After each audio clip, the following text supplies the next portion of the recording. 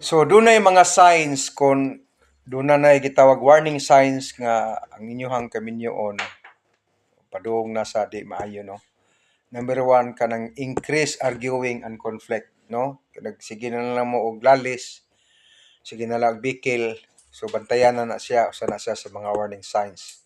As I said, ang relationship nindot ko dun taog gitawag nga magasinabot yan pero i-develop man god, gitawag aduna gyud development or gitawag nga process nga ma-overcome ang paglampos sa kaminyoon. Number two, warning signs is decreased communication and intimacy. So dili na mo magstoryahanay, wala na mo'y ana-anaay. So muna mahitabo, no.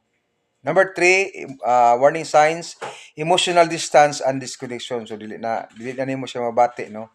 So mag-create gyud og mga maagi mo connect yun, no?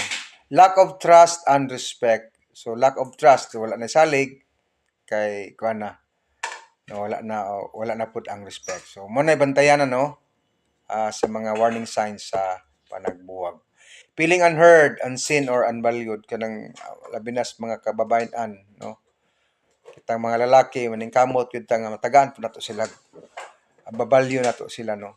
So kung yun sa nato sa pagpungitaw sa una, mo pud itong buhaton.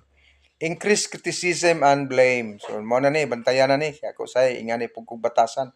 So dili siya maayo, dili siya maayo. Defensiveness and avoidance, no. Defensiveness, avoidance nagalikay na.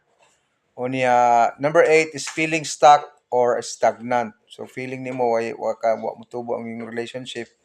So ingana na siya, bantayan na siya. So now na tay ika number 9, lack of shared goals and values. So dili na mo, wala na lain-lainag.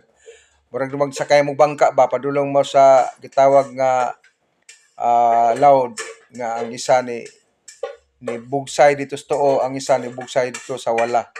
So wala na, dili na shared goals and values. So number 10 or gitawag ko number 10 is feeling disconnected from each other. So mo na bantayan, no, feeling disconnected. So i-work out ang relationship nato, okay?